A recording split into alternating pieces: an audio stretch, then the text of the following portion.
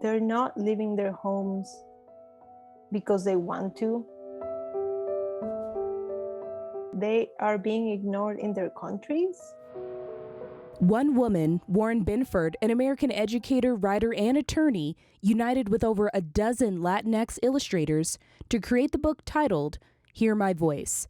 The book is entirely written by migrant children who crossed the Mexican-U.S. southern border.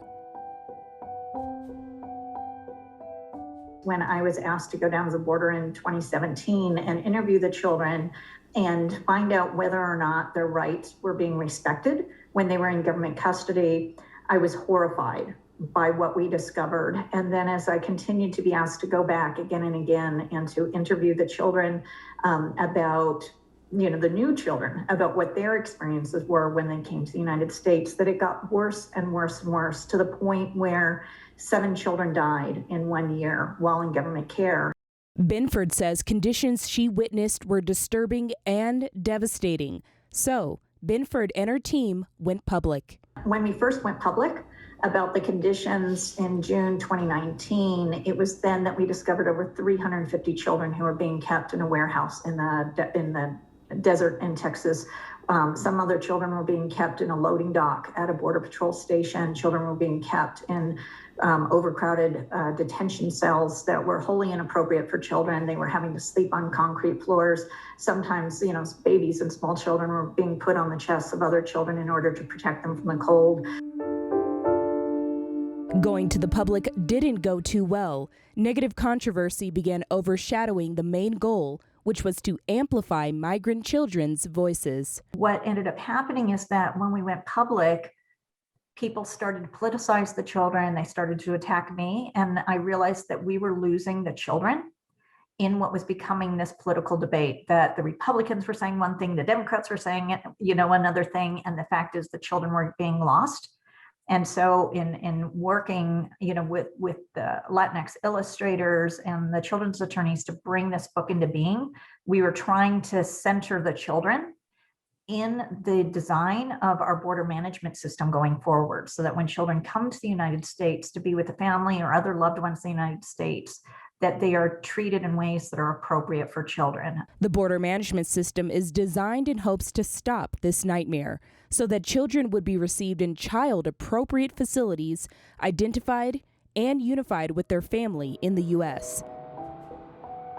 Some children share drawings with Binford while in the detention camps. Like when I walk in and there is a little 7-year-old boy who is full of love, when I give him crayons and a piece of paper and ask him to tell me about his family or where he came from, that he draws a picture of a house just like your child or my child might draw. Cecilia Ruiz illustrated the cover of the book. It was like a roller coaster of emotions and a lot of mixed emotions, because on one hand, I felt very fortunate to be part of this project.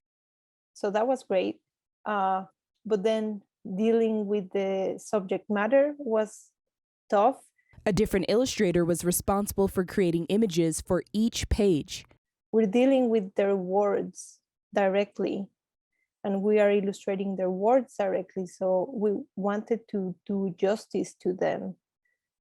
Because of the confidentiality, because of the secrecy of where some of these children are being sent, people don't really have a chance to meet them and see that they are just children. Instead, I think we have this view of, I think that they were referred to as murderers and rapists and things like that. And people tend to group the whole population into that portrayal. They are coming here because they have hope that they can have a better life.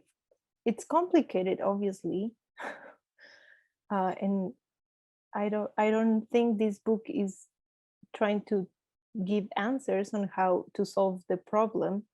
The book's message is simple yet complicated: to open the eyes and hearts of the American people, a chance to meet these children, to learn why they came here, who they are, and what their experiences have been since they have arrived in the U.S. We also have to recognize that they are a gift to us, that like the children who make it to the border are the ones who are intelligent, resourceful, resilient. And we need to recognize that every single one of these children is a gift to our country. And that if they have a legal basis for remaining here, and many of them do, we need to make sure that we take good care of that gift that our nation has been given. Approximately 100 people helped make the powerless feel powerful through this book. It's very raw, it's very painful, but it's very honest. And confronting our past will help us to move forward and to create a better society.